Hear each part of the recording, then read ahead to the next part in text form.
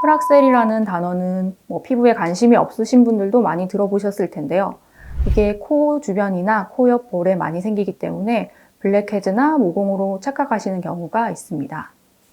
지금 이 영상을 보신다면 피부과 굳이 가실 필요 없습니다. 10년차 피부과 전문의가 직접 알려주는 피부 관리 노하우와 피부 상식, 큰돈 들이지 않고 피부 좋아지는 꿀팁, 지금부터 공개합니다. 안녕하세요. 더마송 피부과 전문의 송승현입니다. 진료를 보다 보면 모공을 줄이고 싶다는 문의를 많이 받는데요. 모공 치료는 종류가 참 다양합니다. 이렇게 여러 가지 치료가 있다는 것은 원인이 여러 가지이기 때문에 원인별로 치료를 달리해야 한다는 의미입니다. 그래서 오늘은 모공이 넓어지거나 커지는 원인에 대해서 알아보고 그 원인별로 어떤 치료를 받으시면 좋은지 이해하기 쉽게 설명드리도록 하겠습니다. 우선 모공이 커지는 원인인데요. 모공이 커지는 원인은 크게 4가지 정도로 나눠볼 수가 있습니다. 첫 번째, 피지 분비가 늘어나는 경우. 모공이라는 것은 털이 나 있는 구멍인데요. 이 옆으로 피지샘이 붙어 있습니다. 그렇기 때문에 피지샘에서 나오는 피지가 분비되는 통로 역할을 하게 되는데요. 피지 분비가 많아지면 이 통로인 모공이 늘어나게 되는 것입니다. 두 번째는 탄력 감소로 모공이 세로로 늘어져 보이는 경우. 모공 주변을 지지해주던 콜라겐이 나이가 들면서 감소하고 점차 모공을 조여주지 못하기 때문에 모공이 늘어져 보이게 됩니다.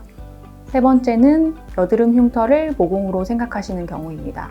여드름 흉터 중에 아주 좁고 깊게 패인 아이스픽 스카라는 흉터가 있는데요. 이것을 모공으로 생각하시는 경우가 있습니다. 네 번째, 모공에 가는 솜털이 여러 가닥 박혀 있는 것을 블랙헤드나 모공으로 생각하시는 경우.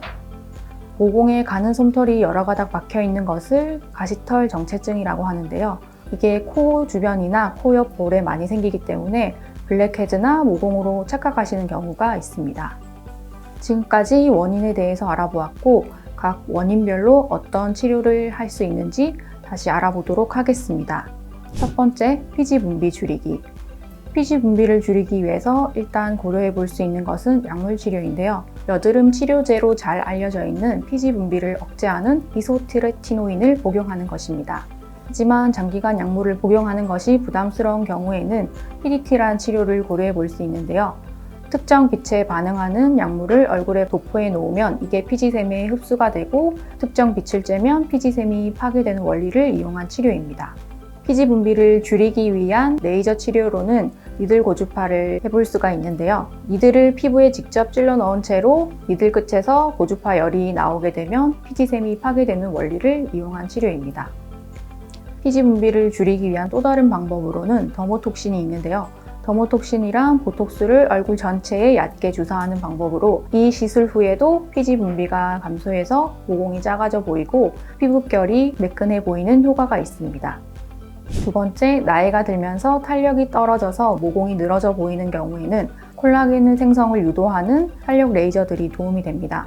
프락셀이라는 단어는 피부에 관심이 없으신 분들도 많이 들어보셨을 텐데요.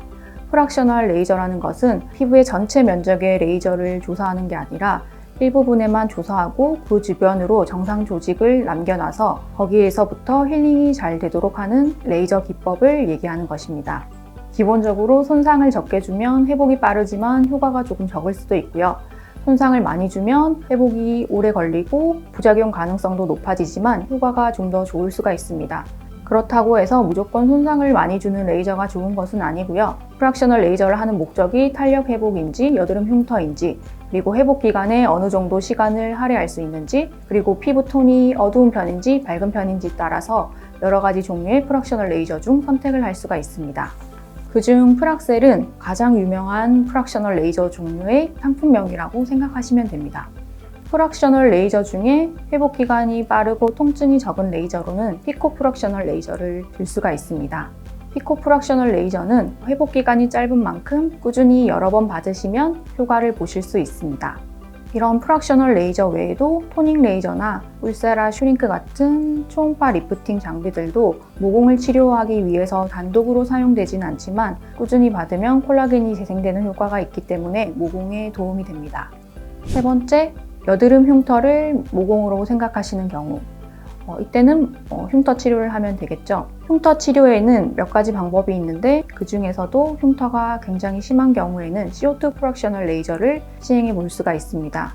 레이저 치료 외에도 깊게 패여 있는 부분에 TCA라는 약물을 떨어뜨려서 패여 있는 부분에 살이 차오르게 하는 크로스 요법을 고려해 볼 수도 있습니다. 네 번째, 모공에 솜털이 여러 가닥 박혀있는 가시털 정체증의 경우 이 솜털들을 그냥 뽑는 것만으로는 해결되지 않기 때문에 레이저 제모 시술을 받아보실 수가 있겠습니다. 지금까지 모공을 줄이는 방법에 대해 설명드렸습니다. 모공을 줄이는 것은 대부분 어렵다고 생각하시는데 저는 모공 치료는 시간과의 싸움이라고 생각합니다. 각자 원인에 맞게 필요한 치료를 꾸준히 받다 보면 모공이 쫀쫀해지고 피부결이 매끄러워질 수 있을 거라고 생각합니다. 피부과 전문의 송승연이었습니다. 감사합니다.